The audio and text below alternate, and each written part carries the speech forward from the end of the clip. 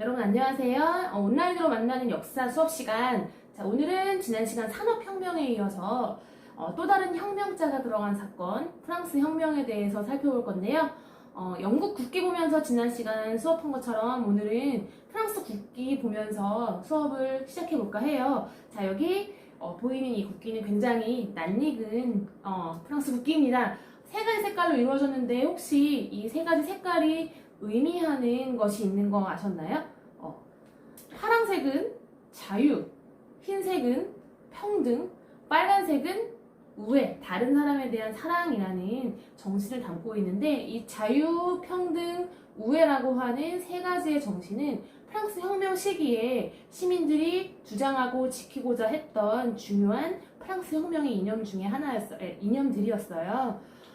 자, 이렇게 지금까지도 이렇게 쭉 우리 삶에 영향을 미치고 있는 프랑스 혁명에 대해서 오늘 여러분들이 꼭 잘 정리하셔야 될 세 가지 말씀드릴게요. 첫 번째는 프랑스 혁명이 일어난 배경 확인하셔야 되겠죠? 도대체 어떤 문제점들이 프랑스 사회에 있었길래 시민들이 이렇게 정권을 뒤엎는 혁명을 일으킬 수 있었는지. 두 번째, 프랑스 혁명의 전개 과정은 사실 굉장히 복잡해요. 너무 복잡해서 쌤도 사실 고등학교 때 이제 이 세계사를 처음 배웠는데 미치는 줄 알았어요. 하지만 선생님이랑 같이 잘 정리한 다음에 이 혁명 과정 중에서 꼭 기억해 둬야 될 사건들 중심으로 별표 치면서 살펴볼 거고요.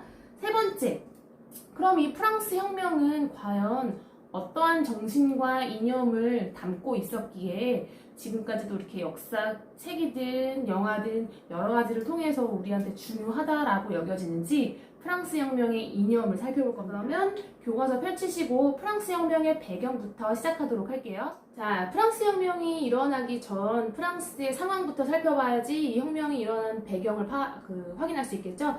지금 여기 그림 잠깐 보면 이 그림은 당시 프랑스의 신분제도, 구제도라고도 하고 또 프랑스 말로는 앙시엥 레짐이라고 하는데요. 그 신분제도의 모순을 풍자한 당시 그림이에요. 여기 보시면 정말 이렇게 머리 까지고 굉장히 나이든 할아버지가 지팡이를 짊어지고 허리를 구부린 채 두 명의 사람을 지금 업어 태우고 있죠. 두 사람들은 딱 봐도 신분이 높은 신부님을 확인할 수 있습니다. 복장이 다르니까요. 앞에 앉아있는 사람은 성직자 계급이고요. 뒤에 빨간색의 화려한 옷을 입은 이 사람은 바로 귀족이에요. 당시 프랑스는 이렇게 프랑스 혁명 당시에 프랑스는 3신분으로 나뉘어져 있었는데요. 이 바뀐 그림을 보면 제일 위에 국왕이 있습니다. 근데 그 아래 제1신분으로 높은 신분이 성직자, 즉 종교가 프랑스 사회에서 굉장히 중요한 역할을 했음을 보여주는 거겠죠. 제2신분인 귀족들이 있습니다. 얘네들까지 특권층이에요. 지배층이에요. 전체 인구의 단 2%밖에 차지하지 않는 이 특권층은 세금 안 내요. 그리고 관직은 독점해요. 사회악이지, 사회악. 선생님 말.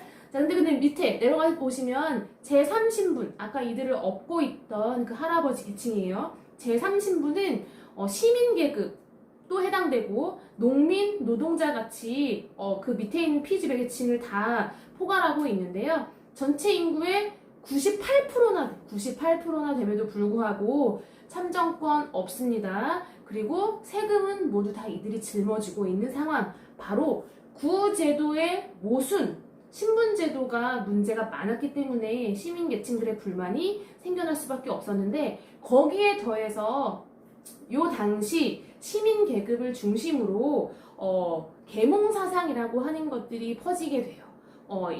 인간에 대한 재발견이죠. 그래서 그 제도의 악순환을 끊어내고 자신들의 자유와 권리를 찾기 위한 움직임이 등장을 했던 겁니다. 이게 첫 번째 이유입니다. 자, 이제 보다 직접적인 프랑스 혁명의 촉발 요인을 살펴보기 위해서는 프랑스 국왕 얘기를 안 할 수가 없는데요. 지금 현재 프랑스 혁명 당시의 국왕은 루이 16세인데요. 그의 할아버지인 루이 14세 때로 거슬러 올라가면 이 루이 14세는 별명이 태양왕이었고 절대적인 권력을 자랑했던 절대 왕정식이 프랑스의 국왕이었습니다. 그때부터 활발한 대외 전쟁, 정복 전쟁을 하기 시작했는데, 그 효과가 정복 전쟁으로 재정을 계속 낭비한 그 결과가 그의 손자인 루이 16세 때 이제 나타나기 시작했던 거예요. 실제로 당시 프랑스뿐만이 아니라 대부분의 나라들의 왕실에서는 낭비와 사치가 굉장히 심했어요. 그 왕족들 사이에서 항상 화려한 파티, 화려한 궁전에서의 생활을 즐기면서 무거운 세금에 허덕거리는 국민들은 신경도 안 썼던 거죠. 그 루이 14세의 손자 루이 16세를 보시면 루이 16세는 할아버지랑 성격이 완전 달라요. 할아버지는 되게 강력한 카리스마를 자랑했던 왕이었던 데 반해 루이 16세는 되게 소심하고 내성적이며 말도 별로 없는 취미생활이 시계수리, 열쇠수리였나 시계수리 그런 게 취미인 왕이었는데 이제 이 사람의 와이프가 실제로 더 유명했습니다. 누구냐? 마리 앙투아네트. 그림 보시면 굉장한 미인이죠. 오스트리아의 공주였던 이 마리 앙투아네트는 사실 프랑스와 오스트리아의 정략 결혼으로 시집을 오게 되었는데요. 이 여자도 마찬가지로 이제 철없는 왕실 사치 생활을 하면서 국민들의 불만을 자극했던 것이죠.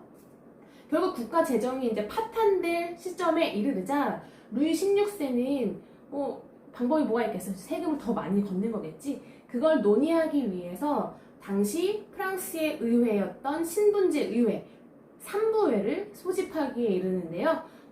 여기 그림 보시면 3부회 할 때 이제 장면입니다. 3부회 말 그대로 세 종류의 신분들이 모여서 국가의 중요한 일을 논의하고 결정하는 자리인데 1신분, 2신분, 3신분 이렇게 모이는 거죠. 자, 근데 논의한 결과 투표를 해서 결정을 할 때 어떤 방식으로 투표를 하느냐? 신분별 투표야. 1신분에 표 주고 똑같이 1신분에 표 주고 2신분에 똑같이 표 주고 3신분에 똑같이 표를 줍니다. 근데 너희들 다 보세요. 지배층은 1신분, 2신분이죠? 그러니까 자기들끼리 담합해서 항상 자기들한테 유리한 결정을 내리니 누가 불만이 있겠어요? 제3신분의 불만이 올라올 수밖에 없었던 것이고 제3신분은 타당한 방법을 제안을 해요. 신분별 투표가 아니라 바로 머릿수 투표를 하게 해달라고요. 왜냐하면 제3신분이 전체 인구의 98%를 차지했기 때문에 사실 머릿수로 따지면 상당히 많다고 할 수 있었거든요. 근데 이러한 제3신분의 요구는 받아들여지지 않고 결국 3부에는 해체가 되게. 그럼 지금까지 살펴본 프랑스의 혁명이 일어난 배경을 여기 학습지를 통해서 살펴볼게요. 첫 번째는 이거라고 얘기할 수 있어요. 바로 구제도, 신분제도가 문제가 많았다는 건데요. 구체적으로 이 신분제도의 문제점을 우리 아까 방금 그림으로 살펴본 이 자료를 통해 써본다면 이렇게 얘기할 수 있겠죠. 제3신분은 인구의 대부분을 차지하죠. 하지만 이 신분이 아니라 신분에게만 무거운 세금 다 부담됩니다. 하지만 정치에는 참여할 수 없었죠. 이러한 불평등 때문에 제3신분이 불만을 가질 수밖에 없었는데 이제 이를 촉발시킨 3부의 이야기를 했어요. 자, 제3신분은 모여서 논의를 하는데 이 3부회라는 의회 자체가 표결 방식에 문제가 있었죠. 뭘 문제 삼았느냐? 바로 머릿수 표결이 아닌 신분별 투표 방식을 문제 삼았습니다. 자, 그 이후에 그러면 프랑스 혁명은 어떤 과정을 거쳐서 전개가 되었을까요? 이제 전개 과정 본격적으로 살펴볼게요. 정리한 프랑스 혁명의 배경 여러분들 노트에 잘 정리를 해서 노트 정리할 필요 없겠다. 그냥 과제 제출란에다가 프랑스 혁명의 배경 그 관련된 내용들을 잘 적어서 제출해 주시고요. 지금부터는 3부의 소집 이후에 본격적으로 프랑스 혁명의 전개가 어떻게 진행되는지를 살펴볼 건데요. 중요한 그림들, 그러니까 이게 프랑스 혁명이 워낙 유명하고 중요한 사건이다 보니까 관련된 그림들이 많이 남아있는데 그 그림을 통해서 현장감 있게 사건의 전개 과정을 살펴볼게요. 자, 여기 보시는 건 아까도 보셨던 3부의 의회 회의 장면입니다. 여기 지금 앞에 보이는 까만 옷을 입은 사람들이 바로 제3신분에 속하는데요. 표결 방식에 문제가 있다라고 이야기를 하면서 이 회의장을 박차고 나와 자기들만의 새로운 의회를 만들어요. 자, 여기 보이는 이 장면은 그림의 이름 테니스 코트의 서약이라고 하는데, 테니스 코트에 모여서 제3신분들끼리 자신들만의 의회인 국민의회를 구성하고 새로운 헌법이 만들어지기 전까지 이 의회를 해산하지 않겠다라고 선언하는 장면입니다. 이제 본격화되는 거죠. 하지만 당시 루이 16세를 비롯한 지배층은 제3신분의 요구를 들어줄 생각이 전혀 없었어요. 무력으로 이 국민의회를 해산하려 하자 그 다음 사건이 중요해. 자, 여기 그림 보시면 이 그림은 바스티유 감옥 습격이라고 하는 그림인데요.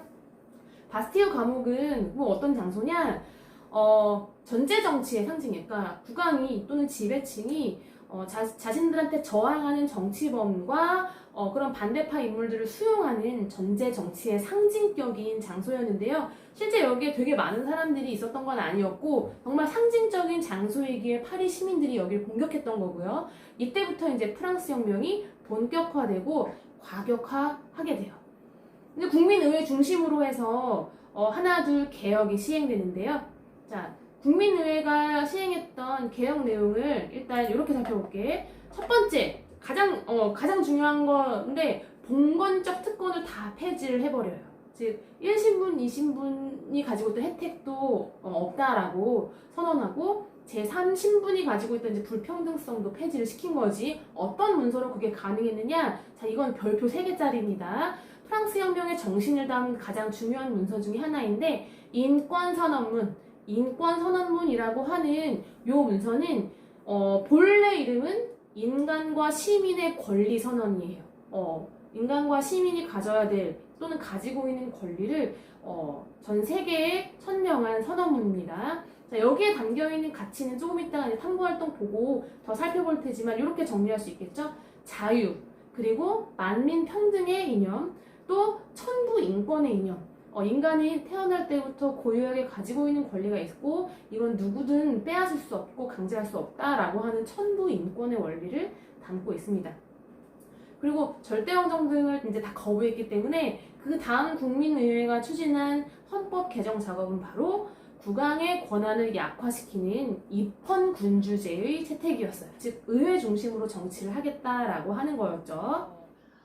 국민의회에서 발표했던 인권선언문, 즉 인간과 시민의 권리 선언에 들어가 있는 내용들 살펴보고 1차시 마무리하도록 합니다.